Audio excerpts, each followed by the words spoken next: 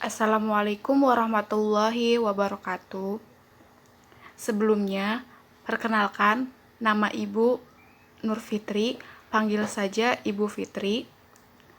Ibu adalah mahasiswa PLP 2 dari UGJ Cirebon yang akan membantu Ibu Sri dalam proses pembelajaran kalian selama kurang lebih 1 bulan ke depan. Ibu harap kalian tetap bersemangat belajar ya, walaupun dalam masa pandemi COVID ini. Baik, kita langsung saja masuk ke materi pertemuan 7 untuk pelajaran ekonomi kelas 10. Materi kali ini yaitu Sistem Perekonomian Indonesia. Adapun tujuan pembelajaran dari pertemuan kali ini yaitu pertama, siswa diharapkan mampu memahami karakteristik perekonomian Indonesia menurut Undang-Undang Dasar 1945, Pasal 33. Kemudian, siswa mampu memahami nilai-nilai dasar perekonomian Indonesia menurut Undang-Undang Dasar 1945, Pasal 33. Di minggu kemarin, kalian sudah tahu ciri-ciri dari kelima sistem ekonomi dan sudah tahu juga tentang kelebihan dan kekurangan dari masing-masing sistem ekonomi tersebut. Lalu, sistem ekonomi apa sih yang dipakai di Indonesia?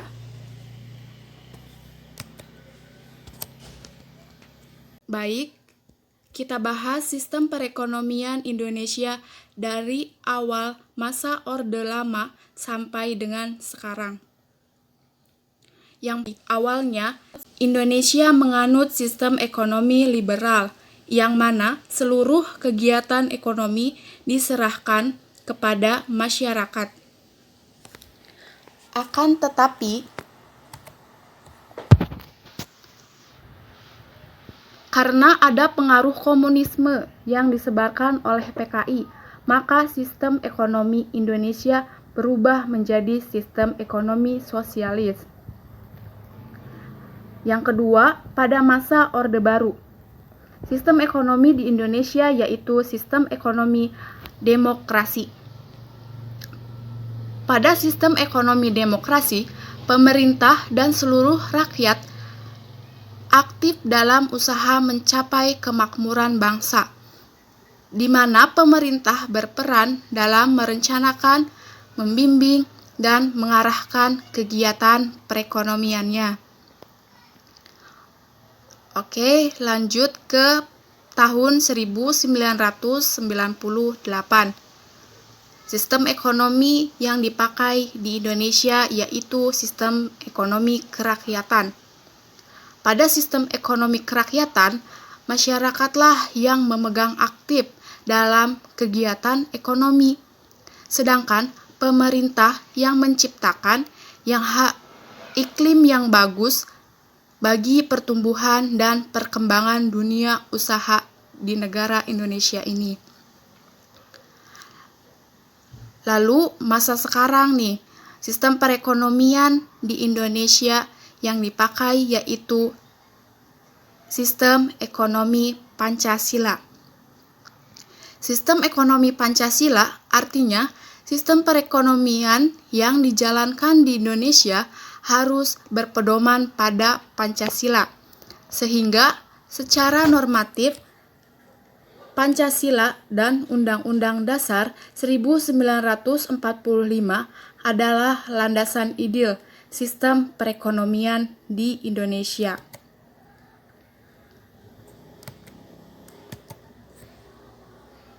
Baik, kita lanjut pada materi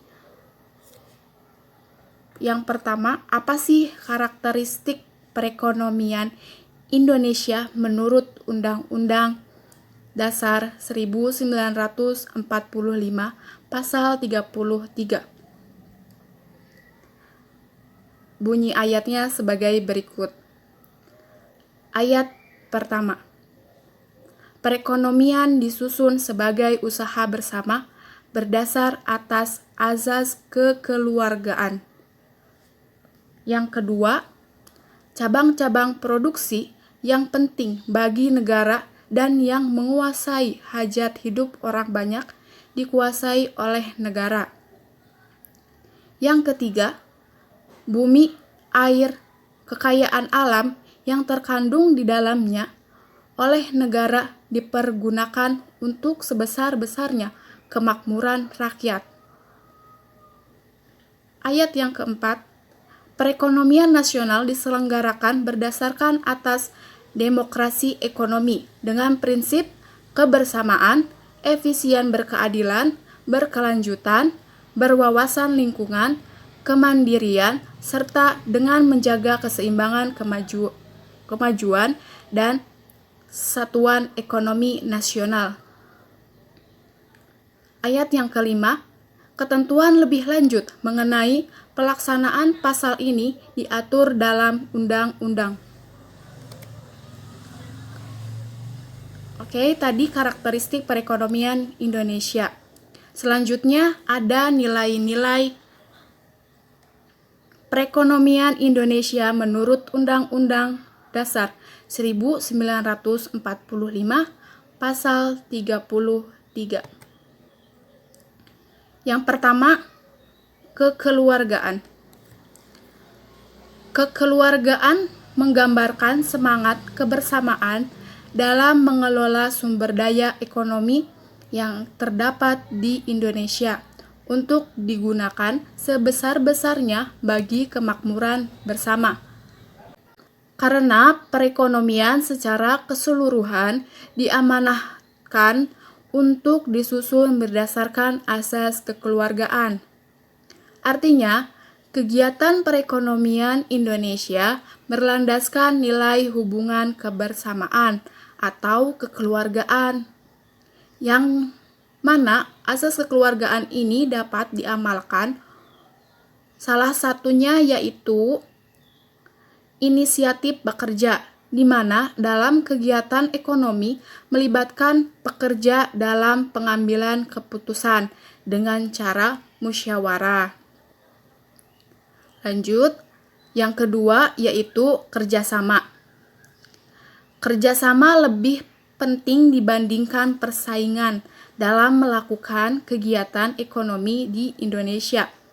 Sistem perekonomian di Indonesia selain berlandaskan nilai kekeluargaan, sistem perekonomian Indonesia juga mengedepankan adanya kerjasama, seperti adanya kerjasama antar pemerintah dengan swasta dalam mengelola perekonomian di Indonesia ini. Kemudian yang ketiga, gotong royong. Gotong royong menjadi identitas penting dalam kehidupan masyarakat Indonesia. Nilai asas gotong royong diwujudkan dengan adanya kesadaran untuk selalu saling bahu-membahu menjalankan tanggung jawab secara bersama dan tidak individualistik. Oke, yang keempat ada keadilan. Keadilan sangat penting dalam kegiatan ekonomi di Indonesia. Ketimpangan ekonomi menjadi hal yang bertentangan dalam perekonomian Indonesia.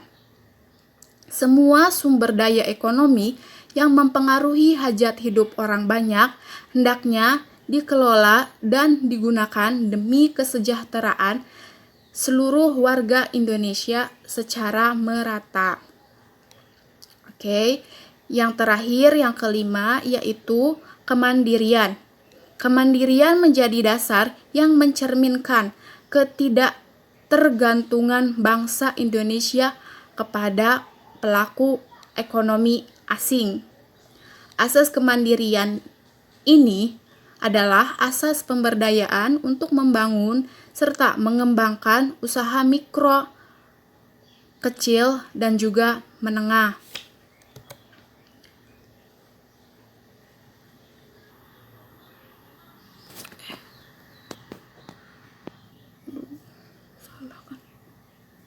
Oke, Ibu simpulkan. Kesimpulan dari pembahasan materi tadi, sistem ekonomi yang diterapkan oleh Indonesia adalah sistem perekonomian Pancasila. Landasan ideal sistem perekonomian Indonesia adalah Pancasila dan Undang-Undang Dasar 1945 Pasal 33. Adapun beberapa nilai dasar yang menjadi landasan ideal perekonomian Indonesia antara lain kekeluargaan, kerjasama, gotong royong, keadilan, dan kemandirian. Sistem Pancasila dipilih untuk ditetapkan di negara kita ini karena di dalamnya terdapat makna demokrasi.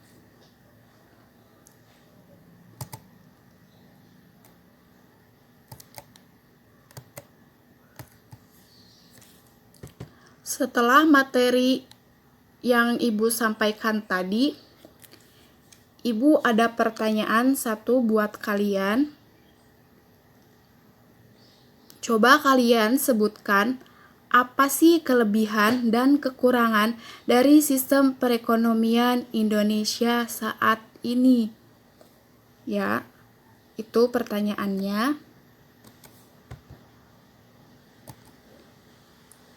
Kalian nanti bisa jawab pertanyaan tersebut di Google Form yang akan Ibu sediakan. Jika ada yang ingin ditanyakan, silahkan. Nanti ditanyakan, kita berdiskusi bersama. Oke, Ibu cukupkan pertemuan kita kali ini. Mohon maaf apabila ada perkataan yang salah. Karena pada dasarnya yang maha sempurna adalah hanya Allah Subhanahu wa Ta'ala.